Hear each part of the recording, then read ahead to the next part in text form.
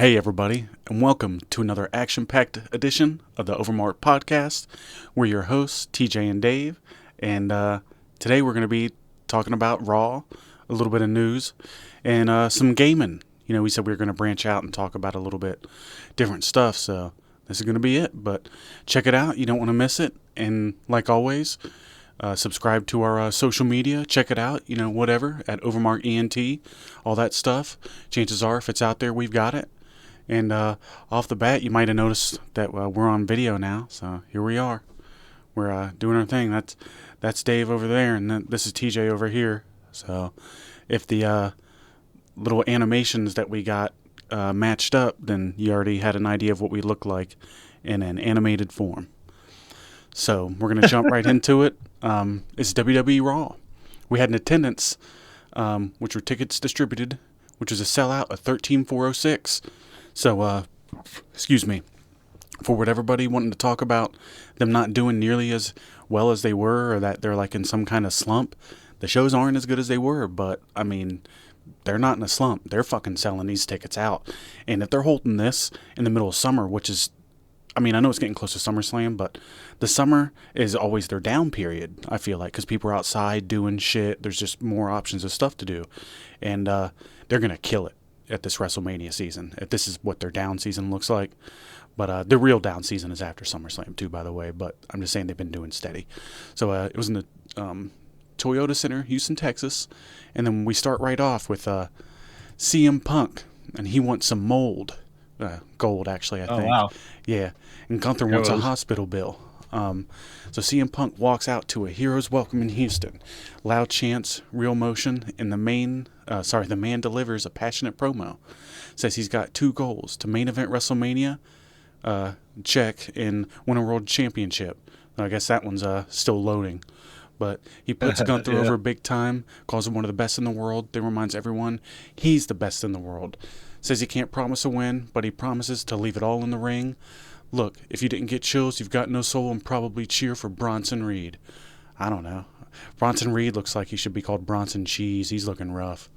But I don't know. That's not. Buddy. He looks better than he did. So we can't say that he isn't hitting the treadmill, because I feel like before his legs got hurt, he was his ankles. He wasn't looking. He was looking bigger. But anyways, says he can't promise a win, but he promises to leave it all in the ring. Never mind, I said that. Gunther interrupts like a German funeral. Says Punk's ego is big, but his is justified. Says Punk will regret ever stepping in the ring. Says Punk will never be world champion, never be the best in the world. And the crowd chants, "You tapped out," while Gunther acts like he's cutting a TED Talk on dominance. You see, like, I was always hoping that, like, one day, like a heel, when they tap out, the crowd starts chanting that, and he's like, no, I just started tapping in. I was just getting started. How do you know that the difference between tapping in and tapping out? But Punk just smiles because, unlike Gunther, Punk doesn't need to yell. His fists do the talking. So the verdict, it was a pretty good promo battle. It's a big fight feel, for sure. Gunther versus Punk. This is their first singles match, right? And yeah, I think. Yeah. That should be good. Gunther's cold precision versus Punk's fiery heart. You know, he's probably got a couple other fiery things besides that too. And guess what, Gunther? He's not just another challenger. He's CM freaking Punk. And come SummerSlam, you might be the one waking up or waking up staring at the lights. You might be walking up staring at the lights too. I butchered that one. That was amazing. That's okay. I mean, oh yeah, I can't talk at all. It's more than okay. Well. What'd you think about that segment there? A good promo. It was a solid way to open up Raw, and after the last couple of weeks where the opener hasn't been as good, they started with CM Punk. As you guys see, I'm wearing my CM Punk today. You know, all that jazz, and it was a good, solid promo to start out the show. I think both of the guys said things that made sense. Nothing was goofy or embarrassing. Nothing was insulting to fans' intellect. So solid. You know, I probably the match I'm looking forward to at SummerSlam the most. Oh yeah, it's gonna be great. You know, Punk's gonna do those Bret Hart emulation as much as he can, and I'm sure Gunther's a big fan of that too, so they're probably going to have all these classic callback spots to classic matches that you've seen before. Like Punk likes to put in a lot of his matches with people that also Big fan of appreciate that. that style of a match, which Gunther absolutely is. I mean, Gunther can wrestle any style, so I'm sure that he's all about doing that. So it'll be cool for that kind of stuff. But if you want, go ahead and take us on to. I know it's probably one of your highlights of the night too. Well, we didn't actually have a match yet, but this is still a highlight. We Well, I got didn't mean the match. I Naomi. just mean what happened. Oh yeah, we got Vaquer in the Wee Wee Challenge. Stephanie Vaquer is backstage with Byron when Naomi struts in like she owns the place. Naomi says after SummerSlam, she's gonna beat her in Paris. Stephanie's reply: "If you survive." Naomi calls her smart and says Io was walking her like a dog. I'm sorry, what timeline is this? The verdict: basic setup, but Stephanie's stoic delivery makes Naomi look like she's auditioning for a Mean Girls reboot. Uh, they're doing the best they can with these backstage things week to week, and we all love Stephanie. Hopefully this is setting up something with her and Naomi, and Stephanie gets the title there in Paris. That would be pretty awesome. Nobody really wants to see Naomi with the title anyway, I don't think, and she's probably a transitional champion, if that makes sense. Like she's not a long term, I don't think. Yeah, that was pretty much it. You have anything that you'd like to add about that, or you want me to move on and talk Well, about the little match here? nothing. Nothing. It Zero. it was just some stuff happening backstage and Naomi was involved, so I wanted to just get on out of there. You wanted to proceed to the fast forward button with caution, I mean, there was no caution. It was like, reckless abandon. yeah, I broke it. That is one of the unfortunate things about watching this stuff live is you can't fast forward it, but it is what it is. But anyway, we move forward. We get a match with Sheamus versus Rusev. It's a battle of the big sweaty men. Brogue kick attempt, 5 seconds in. Rusev says, "Nah, I like my teeth," and I think I just called him Rusev with a P and not a V. Don't know why I did that. A couple suplexes, a trip to the announce table, and a clothesline buffet later. Rusev tries to cheat. Sheamus Brogue kicks his way into a win. Verdict: meat on meat. If you like slams and grunts, this was your opera. It was an all right match. I mean, I don't really need to see either one of these guys, but it wasn't the worst match I've ever seen either between two big guys. And hey, Sheamus finally got his W over Rusev, so now they're going to have their rubber match.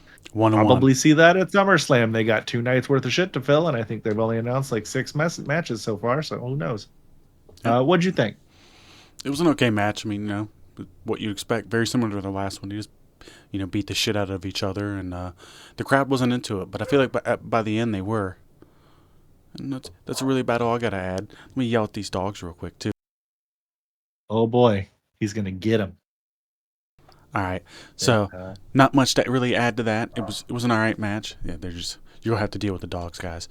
So, we're going to move on to El Grande Americano versus Dragon Lee, the Telenova Throwdown. What are they, both from there or something? But or whatever it is. Maybe. But Who knows? El Grande gives an Oscar-worthy promo in Spanish. Dragon Lee calls him fake. They brawl like it's the last Lucha Libre mask at Walmart clearance sale. So the verdict: more heat here than half the title feuds. WWE accidentally built a blood feud in 45 seconds. Yeah, his Spanish didn't sound very fluent, but it's pretty cool that he could talk it. So it's. I don't think. Yeah, I mean, El Grande wasn't speaking fluent Spanish before. He was just doing little sentences, right? mm-hmm. Okay, so yeah, now all of a sudden when he got a little bit taller, maybe he got some more intellect and he was able to start speaking Spanish. Maybe go hand in hand, the height and the brains. Maybe everything grew. Everything except maybe where it really matters. If you know what I'm saying. The fingernails. Oh wow. Yeah. Those things that keep growing after you die. Yeah, they do for a little bit. But I'm sure you don't. Not really too much to add to that. But No. we got Backstage thing. Yeah, we got a little match here, and it's a triple threat tag #1 contenders match. We got the Creed brothers, New Day, LWO, because we needed a reminder that the tag division is still breathing, barely. Dragon Lee and El Grande Americano get involved again because, of course, they do. Joaquin Wild steals the win like it's 2K24 on easy mode. And the verdict: the match was chaos, finish was a mess, and popcorn booking at its finest. That's pretty much about it with that. I know popcorn booking. That's yeah. What a slight. Yeah. What's popcorn booking? I don't know. It's not a positive term. I wonder if they'll give you free popcorn. Well, I don't think so. Oh, then I don't want anything to do with it. Speaking of popcorn, sidetrack thing here. You ever have this would be a good segue into something if we were sponsored by this thing that we're about to talk about here, but we're not. The Garrett's popcorn, you know, those big tins of popcorn where it comes in like 3 flavors. You got like the buttery one, the caramel, and then like the cheesy one. Bro, those things are so good. That's your ice cream? One of the times, well, not one of the times, a lot of times when we go to Chicago, we'll go and, you know, that's one of the places, that's where Garrett's is from. So you can go there and you get you a fresh tin of it. Oof, man. Oh, that's awesome. Anything fresh is always better. That's just how it works. Real good. You go there, you get you some recreational, and then you get you some you some Garrett's. Yeah. That sounds like a good time. Then you go get you a Lou Malnati's pizza. Oh, Brandon's always talking about that. Yeah. That's next time I get up there. Oh yeah. I've never been there before. We're gonna have him on one of these days. Chicago is pretty cool. It's one of my places I like to visit a lot. It's not without its faults, don't get me wrong, you know, but man, the food is so good. And there's a lot of cool shit to see and do. Yeah. Historic place for sure. But yeah, that's the guest spot right there. When we finally have one. Yeah. So that'll be nice. He'll be on here one of these days. You remember we were talking the other day? Like your dumb shoe took the forehead off my or the skin off my forehead. You dumb shoe. How me and Brandon are always joking around. Yeah. See it? That's that board that fell. See how I'm all scarred up there? How it's all shit! pink? Yeah. What? Yeah. That's that board that guy dropped on my head. Gave me a pretty bad concussion. Oh shit! Yeah, he dropped it on he threw a shoe at my forehead. But not. I know nobody's gonna get that. TJ Cole. Who's that? He's Adam Cole's brother. Oh shit! Oh, I hope he gets not. concussion too. Oh, fuck. Well, this was a while ago. This literally happened almost like a year ago, I'd say, or something like that. Crazy. Yeah, but anyways, where we at? Are we at the triple threat or backstage bits you missed while blinking? Okay, well you can take over. Since I think I just did. Got AJ Styles as a janitor. No, really, he's back there dressed up as a janitor. Dominic won't go to medical like a 7-year-old faking a tummy ache, and Grayson Waller says Austin Theory is dead weight. He's not wrong. This was another one of their backstage segments. They had AJ doing a bunch of goofy backstage shit. At the beginning of the show, he was dressed up like the hell's the guy called that parks your car? Valet. Attendant. Valet. There. Why couldn't I think of valet? Jesus Christ. That's not a big deal. But yeah, you know, bunch of goofy shit. I don't know. Bunch of backstage segments. Got anything you want to throw in there? Not necessarily. Some stuff. I like AJ. They're trying to build to their match the way that they can. I'm sure that Dom actually is hurt, so they're just putting off any physicality till the event. They did announce the match either yesterday or today that he's facing him at it was yesterday. SummerSlam. Okay. Speaking of AJ, I don't know if you watched any of this or not. I know you're not really a TNA guy, but his return at TNA was pretty well received, and I'm not gonna lie. When I watched the video, and as soon as I heard the "Get Ready to Fly," I was like, "Oh shit!" I popped a little bit for his old entrance music.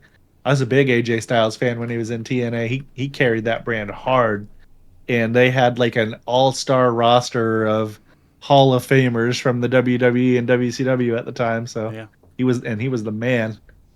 Yeah, it was some But cool shit. TNA, yeah, TNA's doing real good right now. They just Believe it had or their not, best North American attendance ever, like 7,000 some.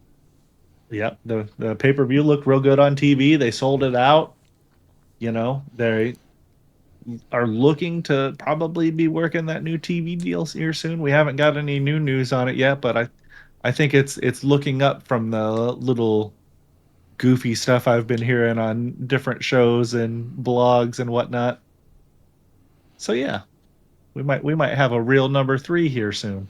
Well, I see that they're just looking for $10 million, and I think they should easily be able to get that. And it's I kind mean, of, that's nothing. but it's kind of wild. Like, could you imagine if they do get something and maybe they get like 200,000 views at some point? Like, that will be a bargain for that kind of contract if they were putting out one show a week. And they could build from that and like kind of maybe actually show Tony, with the WWE's help, obviously, like how to build a wrestling promotion and not spend hundreds of millions of dollars. I mean, just a wild guess, but Would be funny. that may or may not ever happen. But we'll see. Who knows? That's just a world where it can. And then we got this Intercontinental Queen Bee segment with Becky versus Lyra. Becky Lynch says that she missed her movie premiere for this, which says more about the movie than it does Raw. That's Happy Gilmore too. Becky says that she's a leader, Lyra's selfish, and that their match at SummerSlam will decide the division. Lyra says that she's not hardcore enough, so Becky says, let's make it a no DQ. Loser never challenges again. Becky eats a manhandle slam, yeah, and a whole lot of karma. Verdict, actually a solid segment, but someone please explain how this is for the IC title and not Mean Girls Championship Edition. That's the second Mean Girls reference so far. Wow. It's weird because it's like it goes from 0 ever to 2 in the same script. That's Weird how that happens. yeah, because it's like I don't think we've ever talked about that. Wrestling is this like some like really popular movie and we just don't know about it because Oh yeah, I mean, you don't know about Mean Girls? I know all about it. I'm just saying it's like I don't think it's like this big pop culture phenomenon that gets tagged in fucking everything that you do. Yeah, I don't know. Yeah, me either. It found its way in there accidentally twice. Yeah. All right. So take us on to the Well, women's tag title match. The fallout from that is after she gives Becky that manhandle slam, Bayley comes out, and then they're going to have a tag team match against the Judgment Day. Bayley and Lyra fight their hearts out, but the Judgment Day, I can't talk. I don't know why. Okay. Judgment Day cheats like it's 1999. AJ Styles gets involved again, dressed like a medic. Dominic takes a big boot met for Lyra. Becky attacks Lyra. Raquel hits to whatever the hell bomb, Tejada bomb, I think it is, on Bayley. Judgment Day retains. The verdict, too much going on, too many moving parts. Match felt like a fever dream, directed by Vince Russo. I don't think it was that bad. One of the things that I have noticed about Raquel since Liv has gone down is they're featuring her a lot more prominently, and she's working a lot more like a big person, like Nash had suggested to her, and I know she had saw that, and it was something we talked about. Hunter called him, or he called Hunter, Nash, and was like, hey, what's going on here, man? Why do you have her wrestling like that?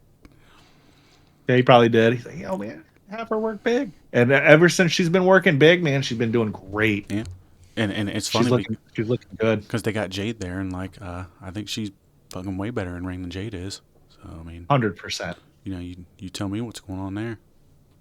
Well, Jade, maybe they can work together. You know, she can teach Jade how to wrestle, and Jade can show her how to get jacked, and they'll be doing great. I think she can. What's she gonna do? Bend over while she shoots a fucking steroid in her, or injects it in her butt? Is that how she's gonna show her how to get jacked? I don't know if she does that or not. It's literally impossible for a female physique to look like that without enhancement. Literally impossible. It's pretty much impossible for men to get that jacked without some form of help. I mean, wouldn't you agree? Yeah. It's tough. Do you know how much food you would have to fucking eat to even like thousands of calories? When I was going without to the gym the help, pretty hard, I'm saying even without the help, how much food you would have to eat. Yeah. There was a guy that used to do steroids at the gym that I would go. Not that he was doing them at the gym, but you could tell the guy was on steroids. He'd show up, he had all the giant back knee and shit. The dude was huge. And I'd be doing my workout, I finish up and I'm having my little protein shake with my creatine and shit. And this motherfucker shows up and he sits down on the bench, and there used to be a Checkers right next door to this gym. And he'd sit down and he's got like 2 big Bufords, a fry, and all this other shit. And he's like, I gotta get my calories up. He's just fucking smashing Checkers. Oh my god. Yeah, it's not even like good to him. It's just like fuel. Get it in there. Dude's gonna have a heart attack at how much Checkers he's eating eating Checkers at the gym. Imagine working out and then eating Checkers, or eating Checkers terrible. and then working out. Both of those sound bad. I agree completely. It sounds terrible. Checkers was good back in the day, and you could eat it when it was like the fries, especially. But not after you work out. That's fucking nuts. No. You ever been to a Boardwalk Fries? Or No. you ever been to like Orange Julius? Yes. Have you ever had their fries? No. They're pretty good. They're heavy as fuck. They're as heavy as fries get. They taste great. It will be Are they like the fries at Five Guys, kind of? super greasy. Yeah, They got the skins on them still. Yeah. They suck if you don't eat them there within the first few minutes. Yeah. Okay. I mean, it's like doing that. Why would you want Same to idea. do that? Like eat like a bag or a cup of that, and then ride your bike. Speaking of Five Guys, man, I got to get a burger from there soon. That place is good. It's expensive as fuck, but man, yeah, you got $40. right? Well, no, I'm single, so it would just be 20. Yeah. Well, maybe depending on the drink too. But you don't get a drink there. You just get it somewhere else. Well, yeah, they don't have the fountain drinks at ours. I don't think. I think it's just like 20 ounces or something. It's like, shit. I don't know. And they charge you like $3 for a 20 ounce. It's like, damn, dude. Yeah. There's a 7-Eleven right in your parking lot that sells these for 50 cents more as a 2-liter. Yeah, they're fucked. But it does taste great. But they're so good. I'd just rather go to a fucking restaurant at that point and just get somebody to wait on me. But well, yeah, I mean, part of the problem there is you have to eat it there. It's not one of those things where you want to drive it the 10 or 15 minutes home and then eat it, because it's just not going to be as good. So it's like, well, if I'm going to sit down and eat. You ever have a burger at Ruby Tuesday? I know that's a random place. No, that was one of the only sit down type restaurants like that in Cumberland. Oh. Yeah. Well, their burgers, super good. They've got like they're great. Oh, well, of course Did maybe it was different when you were there, and it's been probably like 3 years since I've been to one, but they used to have it where you could get like a pretzel bun instead of the regular bun, and then they had like a quote unquote Wagyu burger instead of the regular burger. I can't imagine how much actual Wagyu meat's in there. Probably the smallest amount of all time, but you could pay like an extra $1 or $2 and get your burger like that. It was fire. Yeah, I would normally just keep mine pretty basic. I got cheese fries from there a lot. Oh yeah, bacon cheese fries are the best. Yeah, they're awesome. But we used to go to Denny's all the time, me and my family growing up, and I did the same thing almost all these places. They had cheese fries. That's what I got, dipped in things in ranch. It was pretty good. Bacon cheese fries and chicken tenders from Denny's dipped in ranch are the best. They're not as good as they used to be. They changed their fries, of course, but I haven't like been what to. you're talking about. They had the Denny's here shut down, and they never had one in Statesville. I'd have to drive like 18 miles to Mooresville, and then they have one there. I'm not sure where the closest Ruby Tuesdays is either, but I know that there's probably one within like 30 miles or something. Oh, there's my cat. I'd rather get like a Waffle House than a Denny's now, anyhow. Yeah, the Waffle Houses here have like a whole bunch of homeless people that live right by it, so you kind of got to be careful. They'll hang out by your vehicle and maybe try to bum some money from you, so you'll have some extra tipping that you got to do if you go to the one here. Oh man, we got a taco place down here called Taco Bus, and it's kind of like a Tampa chain now. Yeah, Hogan invented it. Oh yeah, and we were in one. I think it was off of like Waters or something, somewhere in Tampa, and fucking homeless guys come right up in the restaurant begging from everybody, like just going table to table. It's like, motherfucker, like I'm as sympathetic to homeless folks as the next person. Like, I'll give the dude a few bucks if I've got it. I've given the homeless guys shoes before when I had extra pairs of shoes, and the guy sitting there with his fucking toes hanging out of his shoes in the winter time. But like, when I'm physically sitting down in a restaurant, don't come up to the fucking table and beg me for money. Like, that's not great. Nah, who wants to deal with that? I don't know. I politely told him to fuck off. Oh yeah. And then How polite. And then not very. Oh, no. But then I did throw him a 5 when he was outside, because I did feel kind of bad for barking at him a little bit, but also like, fuck man, we're sitting at the table, dog. Come on. Yeah, fuck off with that. That takes some audacity, and he still won. He still got his money from you. So in the end, you're a sucker. Yeah, you gave in to him. Fuck him. But anyway, now that we've gone way off topic, why don't we circle back, and why don't you tell us about the potential match of the night? Well, not potential. This was the match of the night. IYO SKY versus Stephanie Vaquer. If you didn't watch anything else this week, watch this. Yeah, IYO SKY's been just like pumping them out lately. Like, Michael Cole has been I think he's been said it like the past 2-3 weeks in a row. He's like, she's one of the best wrestlers in the world, male or female. And it's like, yeah, probably.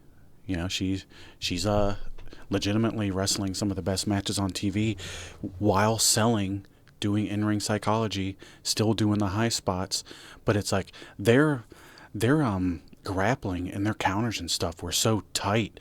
They weren't rushed like a lot of the guys are doing. So you're able to see how technical they actually are, because they're not just rushing from one to the next, to the next, and the next. They're doing it pretty quick. But it's like, when you do it in a certain manner that's clean, and you take your time and the right pacing, it comes out better than just like burning through them. But anyways, chain wrestling reversals, suicide dives, moonsaults, cross faces, German suplexes. These women went full NJPW. They didn't chop each other and stuff down, so I don't think that's necessarily true. They didn't do any of that shit. But while anyone else was paying attention or playing Raw on easy mode, sorry, I butchered that too. Stephanie hit not one, but 2 devil's kisses. IYO ate them and asked for seconds. Chelsea Green ruins it with the DQ. But that post-match sequence, IYO and Stephanie team up. Naomi tries to be sneaky. Rhea Ripley returns and the crowd goes ballistic. Yeah, she always gets like the biggest pop of the fucking huge night, pop. man. Yeah. Triple drop kick finish with Riptide Cherry on top. The verdict: this was the real main event. Stephanie Vaquer might be the best signing in years. IYO reminds everybody why she's IYO. WWE accidentally booked a Joshi dream match on a Monday. But yeah, it's funny. They've been having all these women matches on the show, and sometimes there's only like one guy's match on a Raw now. And it's been working out pretty good for them. Like they definitely have the talent to do this, and I don't know. Eventually, if they can get Rhea in like a program that's like long term and interesting, like the story's actually good instead of it just being like, I want to challenge you because you're the best. They'll really have some stuff going on, because she. You remember when Becky got real big when she started the band stuff? Yep. Rhea has the potential to like be that like times 10. Like she's I think she's already past that now. Oh no, she is. I'm saying she has the potential at her peak of popularity to like be way more popular than like pretty much any of the guys, I think. Like she's like a legitimate once in a lifetime star for them, I think. And it just depends. She has to have her Stone Cold to rock. She doesn't. IYO SKY's great, but she can't do that. You got to have somebody that speaks the same language and is big of a star presence. But maybe we might get there. Maybe they definitely go out there and have great matches with her. I mean, she's had some of the best wrestling matches of the year this year. Yeah. Oh, for sure. I'm just saying, it's like The Rock and Stone Cold, their matches weren't technical fucking, but it's because they were fucking stars. Like at that point, Austin's neck was broken and he was just doing the stomps and the punches. But I think Stephanie Vaquer has a chance to be that, because she's already like more over than most people on the fucking show. Oh yeah, she a future Hall of Famer, definitely. And we've been saying for months now the women's division is stacked, and this is just more evidence of that, based on that they had more women's matches on the show this week than men's, I think. Yeah, Or the nobody's same amount. complaining. Nope. They would have, even like 2 years ago, for sure. But we'll go ahead and you call the main event. Oh boy, we got Paul Heyman and the new Seth Rollins gang, whatever they're called, and they come out there, and Heyman is begging Roman like an ex trying to get his Netflix password back. Roman cuts a promo that could have main evented WrestleMania, calls Heyman a dumbass. Braun Breaker thinks he's the big dog now. Roman hits him so hard, his future changed. Bronson Reed eats a spear. Jey Uso returns. OTC chants like it's the hottest rap group in town. The verdict: Heyman got cooked. Braun got decked. Roman and Jey standing tall like the bloodline never left. That was a decent little segment. The he tells them to all acknowledge him, and the crowd's going crazy, and Heyman's out there doing the one up in the air and everything, and he's getting mocked by the OTC. It's pretty funny. Yeah, Roman's definitely more confident on the mic than he used to be. This wasn't bad. It was funny when he called Paul a dumbass. Yeah. And then he's like, and then he just kept calling him a dumbass. It was funny, his delivery. He's like, it's this dumbass fault that the bloodlines broke up. And then everybody was just dumbass, dumbass, dumbass. Reminded you of like Heenan back in the day when they'd chant weasel at him, or they get him to say other stuff. But overall, pretty good segment. Yeah. We'll see what they're going to do with Roman, if he's going to be on the show more here. Like, it'd suck if he just is on SummerSlam and then disappears again till the next thing.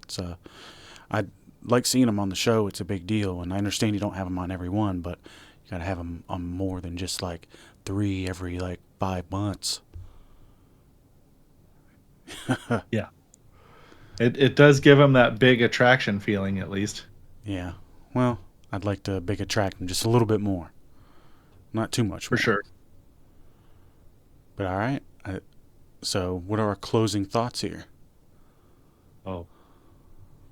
Well, we got some. CM Punk wants a world title. Gunther wants to kill a legend. The women's division was the real main event. No shit. Rhea is back. Roman is back. Wrestling is back for now. Raw in Houston, hotter than it had any right to be.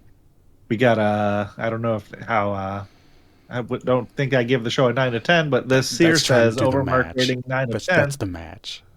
Oh, okay. Stephanie Vaquer and IYO SKY gave us a wrestling clinic in the middle of a circus. Somebody give them a 5-star match and a steel chair to fend off the booking committee. Nah, I think it was 4.5 according to Uncle Dave. Oh. Yeah. Yeah, isn't that funny? He blew it. What'd you say? Yes, he did. But and this has been the OverMark Entertainment. It was a good WWE Raw review. It was. Better than bad. Yeah. And on that note, we a bit of news.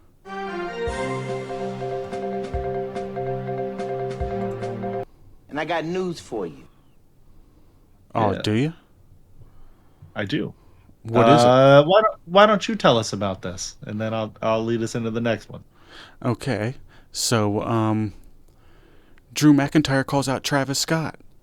Drew McIntyre appeared on Logan Paul's Impulsive podcast, and he took direct shots at Travis Scott over his WrestleMania 41 run-in during the Cena versus Cody main event. Quote, do a 6-minute run-in at WrestleMania and screw up our damn main event. Travis Scott, piece of shit. What's he, Brock? Like, piece of shit, Stipe. But it's reported that this is a legit frustration, not a work. Well, I mean, I guess. Who cares? Drew clearly unhappy with the execution and timing. Fans widely criticized Scott's slow, awkward run-in. Travis Scott reportedly has other projects. His WWE run appears over. Yeah, we actually did a video on that. I think the last podcast, actually 39. But yeah, it's funny. His WWE career is definitely over. Maybe they'll have him do some more like songs for events. But I sure hope. So the SummerSlam tag match Fallout, July 12th, Saturday night's main event. Randy Orton defeats Drew McIntyre. Then post-match, McIntyre attacks Jelly Roll with the Claymore in frustration, sets up the SummerSlam tag match, and Drew McIntyre and Logan Paul versus Jelly Roll and Randy Orton, and the match is set for MetLife at SummerSlam. WWE is leaning further into celebrity involvement, but McIntyre clearly separating himself from the outsider circus. I don't know. Outsider. I'd say that it's not a bad thing. They've been doing this, since the beginning of WrestleMania, having these celebrities involved, and it seems to have worked out for them. And as long as the celebrities kind of respect the deal, then I don't see it being a big deal. And if they don't respect it, they normally don't find their way to do that anymore. But now that you have TKO in there, you bet your fucking ass you're going to have people in there that you never would have seen before. But it's never been anything that they weren't going to do before. I mean, remember they had Stephen Amell, Snooki. Vince would get anybody that would bring a positive light to what he thought could bring more exposure to the show. And TKO will be no different. And who can blame them? They're just all trying to make money. Stephen Amell did a pretty good job. I'm not saying he didn't. I'm saying who would have thought that he would have been on the show? Who's calling for Stephen Amell to be on the show? Right, nobody. I mean, fans of the Arrow would be the only people, right? Right. Well, the Arrow. That was an alright show. Yeah, it is. But yeah. So that there was that, and that was let's see here. An OverMark Entertainment exclusive. And we have another. An OverMark Entertainment exclusive. We got to just take a moment here because the world of music and the wrestling world too lost a giant today. Ozzy Osbourne, the Prince of Darkness himself, the godfather of heavy metal, has passed away today at the age of 76. You want to talk about legends? This man defined heavy music. From biting bats to breaking barriers, the guy was chaos in leather pants and somehow lived to tell a tale about it until now. He passed away surrounded by his family just 17 days after taking the stage one last time at Villa Park with his Black Sabbath brothers. One final ride where it all began, Birmingham, England. That's poetic. That's metal. Yeah, it is. And don't forget, Ozzy wasn't just a rock star. He was WrestleMania certified. He accompanied the British Bulldogs to the ring in '86 at WrestleMania 2 and helped them win Tag Gold. You think Snoop Dogg throwing punches at WrestleMania was cool? Ozzy was the blueprint. Yeah, he even hosted Raw with Sharon back in 2009. It was pure chaos. Naturally, WWE recognized that impact too. They inducted him into the WWE Hall of Fame in 2021. And since 2022, Black Sabbath's War Pigs has been the Survivor Series anthem. Ozzy's fingerprints are all over music and wrestling. Parkinson's might have taken his walk, but it never took his fight. The man said it best. Most people don't do half the shit I've done. The rest in power, Ozzy. You are the best kind of madman. Everyone at OverMark sends their love to his family and friends. Every headbanger who ever cranked up Paranoid, Iron Man, or No More Tears and felt invincible. We'll miss you, Ozzy. This really sucks. This is one of those things that I found out a few hours before the show, and it just... Ozzy has been, I'm sure I'm not the only one, but it has been involved in my life, my entire life. There are so many memories and Oz fests and concerts. My first concert that I ever went to was in 1986. My dad took me to see Metallica on the Master of Puppets tour, open for Ozzy. I mean, is a lot of Ozzy memories. Yeah. I went to Ozfest 99, 2000, and then I think 2008 or something like that. It was kind of more so budget. You literally got to see the Black Sabbath. I think 99 was the Black Sabbath year, wasn't it? I don't know. I can't remember. I was pretty young. I think it was 98 or 99 when they Black Sabbath got back together with Ozzy for the first time since the 80s, and so that was a big deal. I was at that one. So I actually didn't even get to see him either of the years that I went, because both the years that I went, my uncle got super fucked up, and we had to leave early because the cops got involved, and it was a mess. Literally both the years that we went, it was pretty nuts. Yeah, we saw a whole bunch of other bands though, but I mean that stuff went on till 1 a.m. before he even got on. So you'd have to be there all fucking day and night, and he played for like a couple hours, I think, on some of them. Charlotte, It was a lot different. they would always be at that PNC Music Pavilion, and that motherfucker holds like 20,000 people, and they got that lawn out there, man, and they kind of pack more people in there sometimes. It gets pretty wild, but yeah, Ozzy's the man, you know. I've always liked some of his songs growing up, and I appreciate a lot more of them now that I'm older. I'm just saying, I listened to him as a kid, like real young. Me and my buddy would have the two-way splitter on the CD player, you know, the Walkman CD player, and we'd have the split, Yeah. and we both have our headphones that we listen to on the bus. That's how I learned a lot about stuff, because this guy introduced me to a lot of music. It was like how I first listened to Slipknot and a whole bunch of other bands. But no, Ozzy's the man. Has a whole lot of classics out there. But you know, what mostly got him for me was the Osbournes, watching his reality show, which is just an all-time classic. You know, he was the first reality TV star, him and his family, and you know, they were overnight stars after that first episode, and they were kind of like enshrined in like celebrity like folklore. You know, just everybody knows who they are, and the whole family's pretty much set for life. And beyond that, it just kind of stinks, because Ozzy's the man. You know, he's not just a musician. He's just a figure for a lot of people in what he does, and he's just a funny as hell guy. You know, he's really relatable. He just stayed fucked up all the time, which who doesn't want to do that? You know, it's the shit that he says is just funny as hell. He's, like I said, he's a super relatable guy. I can tie this into video games a little bit too, but the '99 year that we went to Ozfest, I've told you this story. It was sponsored by Dreamcast, and they actually had Dreamcast out there. So Remember that? they had the Dreamcast out there, and you got to demo them, play them, get free merch and all that. And it was pretty cool. It was my first time seeing the Dreamcast at the Ozfest, so I'll never forget that. So it has like a tie to my first Dreamcast, or memory to one of my favorite consoles. But beyond that, Ozzy's the man. Sharon's awesome. Jack and Kelly are pretty badass. I'll be fans of the family till the day I die, and hopefully they were all with him when he passed. And I think it's really cool that he got to do his concert and go out his way. It's kind of like he got to go to his funeral and sing and be a part of it before it all actually happened, and almost none of us will be able to have that experience. And just who knows how this all went down, but it's like, I'm just happy that, you know, like, you're the one who got it and you streamed it with us. Cora wanted me to tell you thanks for that earlier, because like that meant a lot to her being able to watch it. And you know, like, see, like, you know, he's touched my wife's life, and you know, my stepdaughter watched that concert, and you know, so even though she really has no idea who Ozzy is, she at least got to see him in concert once. So another generation saw that, and just, it's a real bummer, but I know he was fucking miserable. So I'm glad that he's not in pain anymore. I think he was kind of ready to go. He was just in that much pain. You could tell he was uncomfortable on that chair up there. He was wriggling around a lot, and Wanting to stand up and run around and do the shit like he always had. It was hard to watch some of the times. You can tell he's wanting to push himself up and everything.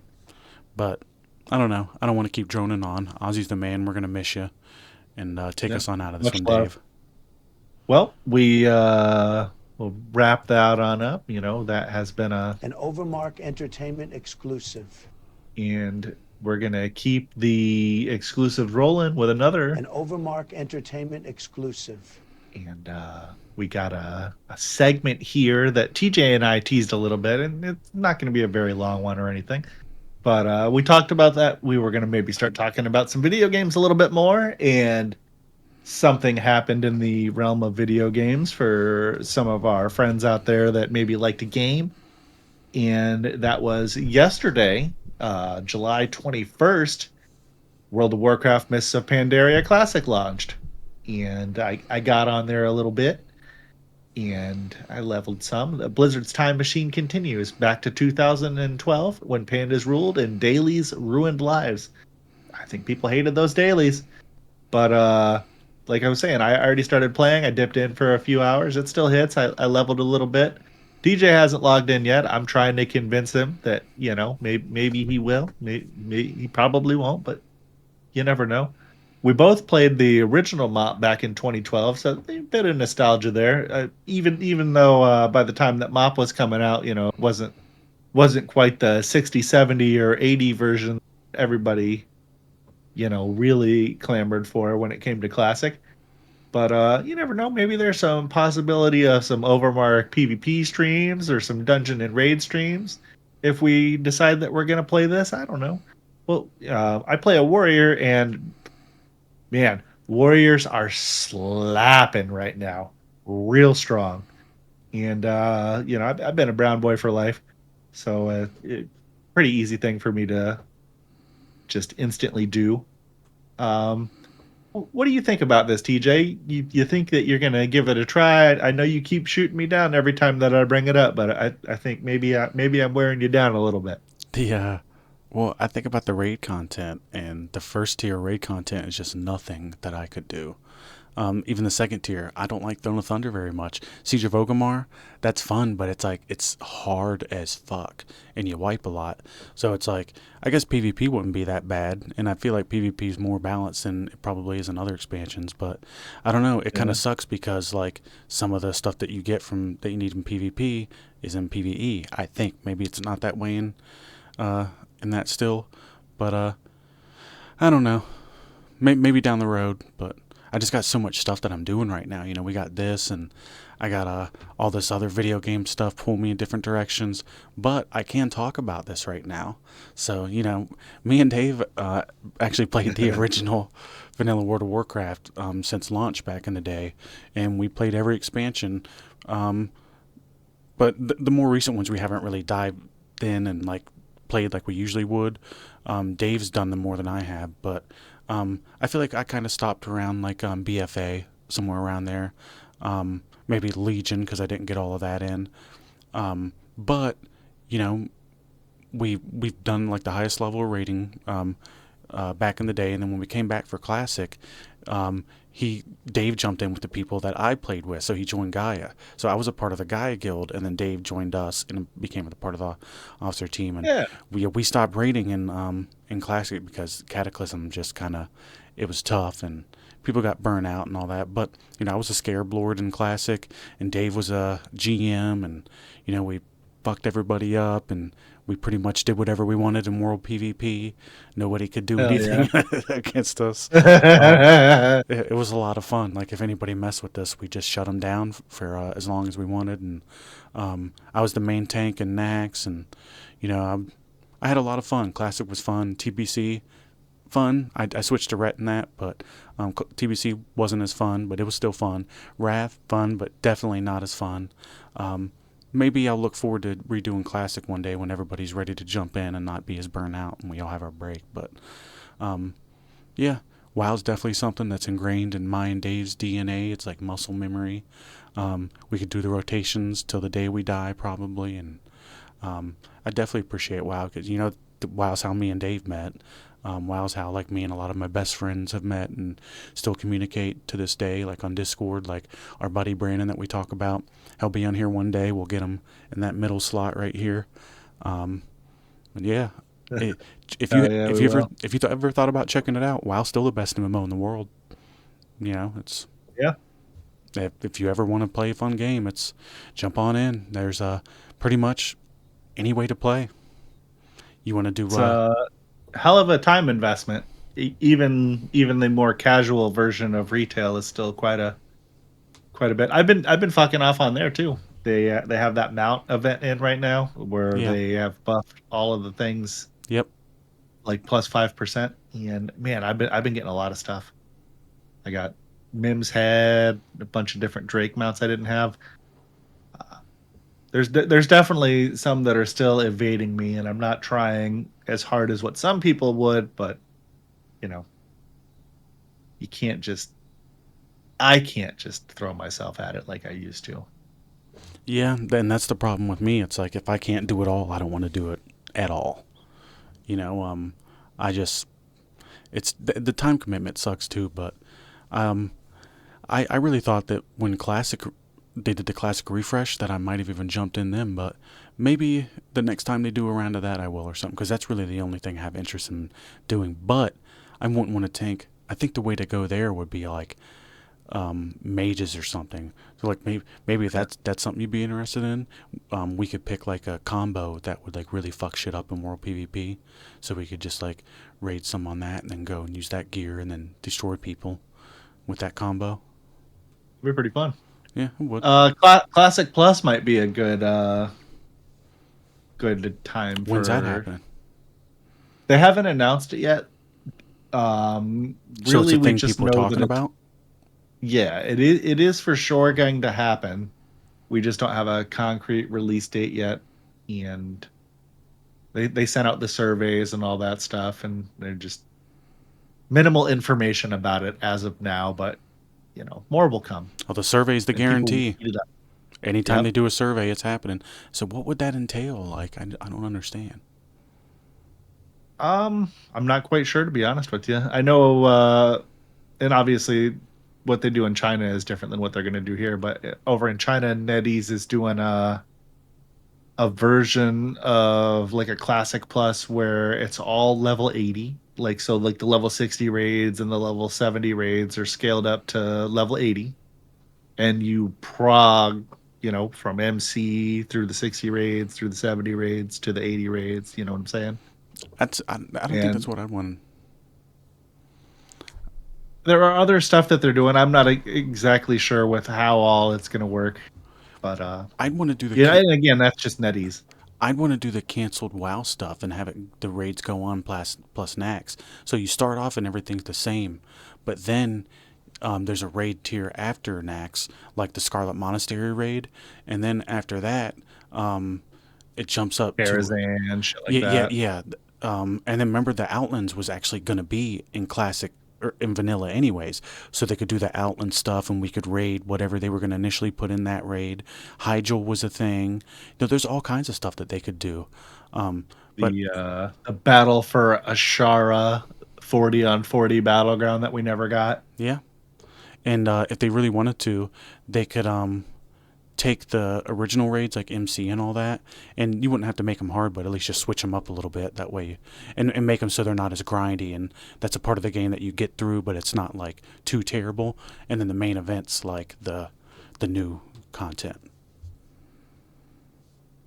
Makes sense. That'd be cool. Hopefully we get some a good version of Classic Plus, because that's one of the things that I noticed looking at the different community channels and things of that nature is everybody has a different idea of what should or shouldn't be in it. So I don't know how they are going to be able to pick and choose and make everybody happy, because you really can't. We'll see. But they'll make themselves happy. So that's kind of where they start and then go from there. It'll be the 8th version of WoW concurrently that you can play at the same time. Let's fracture the community even further. Hell yeah. Whatever. I'm sure it's working for them, or else they wouldn't be doing it. I assume so. Yeah. But I guess that can wrap up our WoW talk, right? Yeah. All right. Well, this was An OverMark Entertainment exclusive. Yeah. It was. And here we are. We are at the end of this episode. And we appreciate you for checking us out. So we're going to be here the day after Dynamite. We'll see. Sometimes we've been pushing them back. You'll hear about it when it happens, but we'll do it like we always do. It'll pop up. Our faces that are made for radio will be here. I like that term. But yeah, we appreciate you for listening. We appreciate you sticking. This is going to be a learning process. The background, all this stuff we're learning as we go, and yeah, we appreciate you for checking us out. Check out the social media at OverMark ENT. I appreciate you, Dave, just like I appreciate the people for listening. You're the guy that I'm pretty much I don't know how to put this. We're partners in crime. Right? Yeah. Like Jay and Silent Bob. Yeah. Hetero life mates. Oh boy. Boy, when you put it like that, it doesn't sound great. So, before we wrap up, I'm meeting Sting on Friday. Me and my wife. Oh shit! Yeah, so we will do the show on Thursday. There is not the option to flex it to Friday. So yeah. So that'll be cool though. you can't really see it, but right here there's like a Sting doll. And let me see if I can take it up a little bit here so they can see. But so I'm trying to lean forward and see, like, it makes me see further. so that Goofy. that Sting right here. I'm gonna get up. On that middle shelf there. I'm gonna just grab him. I'm gonna show these people what I'm gonna get signed. Hell yeah. Don't look at his penis, everybody. So we're gonna get this bad boy signed here. Oh, yo, that's awesome. AEW Unrivaled. I was thinking about getting that one action figure, but I already got 2 items. This and oh yeah, the 3-piece? one. Yeah, that 3-piece one is sick. And then we got this here, which I got signed by Bret Hart, and I'm gonna get this signed. I'm gonna get him to sign it right there. Oh yeah.